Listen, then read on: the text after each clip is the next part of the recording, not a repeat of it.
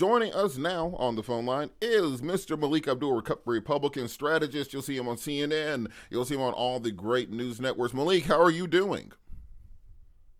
Patillo, what's going on, brother? Hey, man, doing great. Thanks so much for joining us. So we've been talking about the $1.5 trillion defense bill that President Trump is trying to push through right now. That's a 50% increase over last year, which was a 40% increase over the year before that, the last year of the Biden administration. What Republicans are always a party of fiscal responsibility and making sure that we're not exploding the deficit. Why are we increasing the military budget to $1.5 trillion? Well, the main reason is that neither party, when it comes to defense spending, neither party is willing to cut defense spending.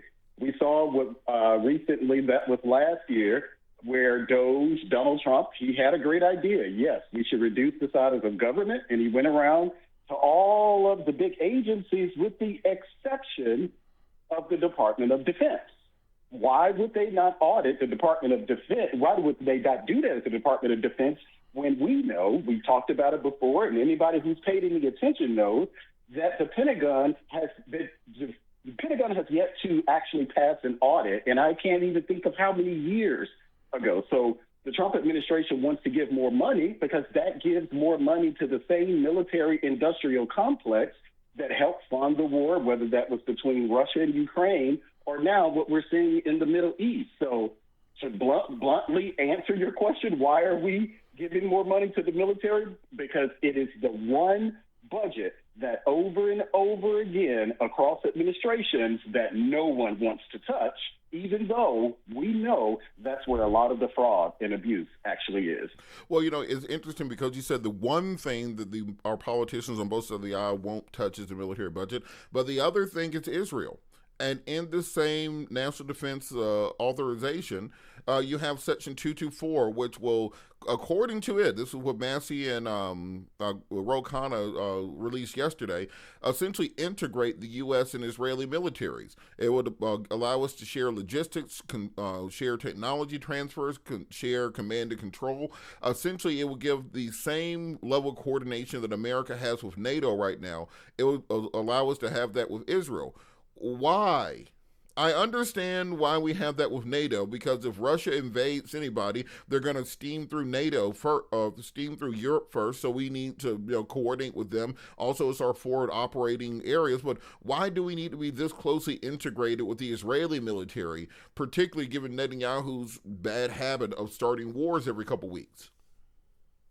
Well, that's actually a very good question. And if you think about over the course of the years, this has been a pressing issue, not just with people, where they, we like to talk about and call people anti-Semitic because they're criticizing either Netanyahu or Israel itself. That's not anti-Semitic, but we've seen over the years, on the left and the right, a lot of attention is now being paid towards Israel. And a lot of that, at least just in recent history, had to do with what happened after October 7th, where Israel, many people, and even humanitarian organizations were accusing Israel of basically a genocide, starving Palestinians, indiscriminately killing Palestinians in the Gaza Strip.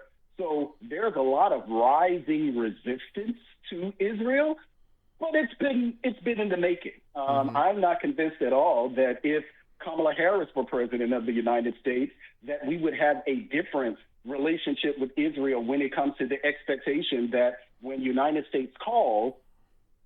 Israel calls, the United States continues to show up over and over again, even though Israel, and you would know this much more than I do, I don't think that Israel provides any sort of material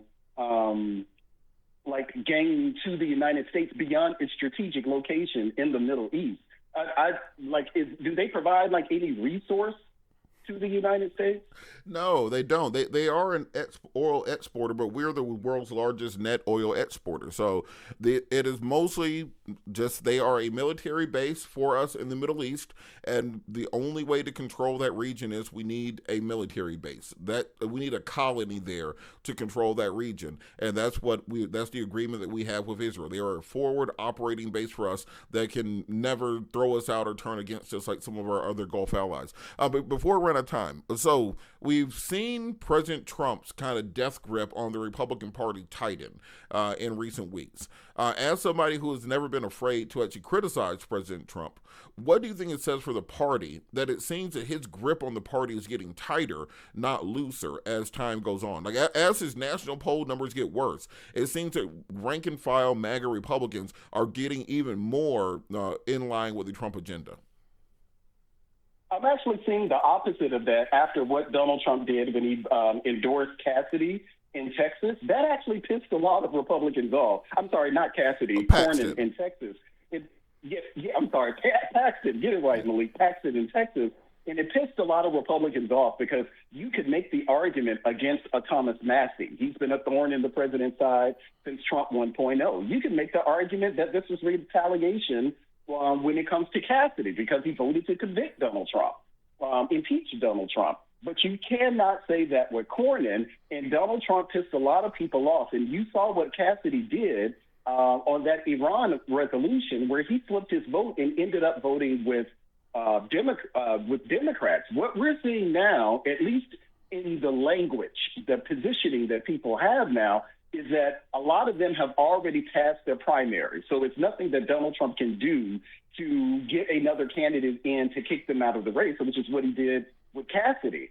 You're seeing people now speak out whether that's against the weaponization fund, whether that's against the like renovating the White House, the money that they just basically ran out of town, decided not to even do the test. I think now that you're going to see more and more people as Donald Trump entered into lame duck status, specifically if we end up losing one of the chambers, we should at least lose one, and that's probably the House.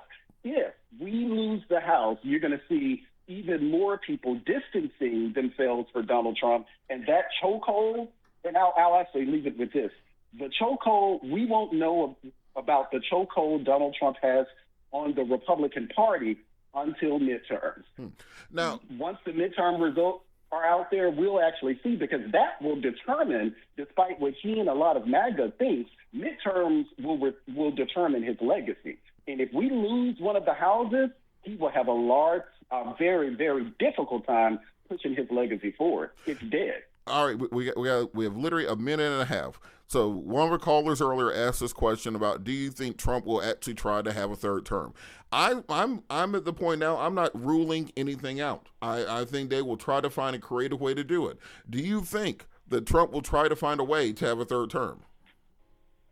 No, I don't think that he will I think that he might try to find a way to have a third term, but I can guarantee you that the Republican Party would rise up against it. You know, I thought that, but remember, January 6th happened, and those people were nearly killed, and then they got to vote on whether or not to convict him in the Senate. Patillo, the juice with Trump will be gone. That's it.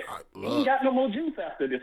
But I'm just saying, he's installing MAGA loyalists in the Supreme Court, at the Department of Justice, FBI. He's purging the military from anybody who disagrees with him. He's purging the Fed. You know, at the end of the day, if he decides to stay, who's going to tell him no? I mean, who's just going to be like, nah, man, you got to get up out of here? Who's going to be the bouncer? The party will absolutely tell him no, because they will fear nothing when it comes to Donald Trump. And if we end up losing to Tallarico and Paxton, man, you can forget it. Donald Trump, that whole sticking out his chest, I'm big and bad, I'm Mr. MAGA, that stuff will be null and void. It won't matter, because we would have lost that seat because of him. I'm going to go on like Couchy or Polymark, see what the odds are for Trump's third term. I might toss $100 on it to see what happens, just see if we try. All right, thanks so much, Melik. How can people contact you? How can they follow you on social media? Melik with an E, Melik, Abdul. You can find me across all social media platforms. Yeah, also the Do-Rag Conservative on TikTok. Thanks so much, Melik, for joining us. All right, we'll be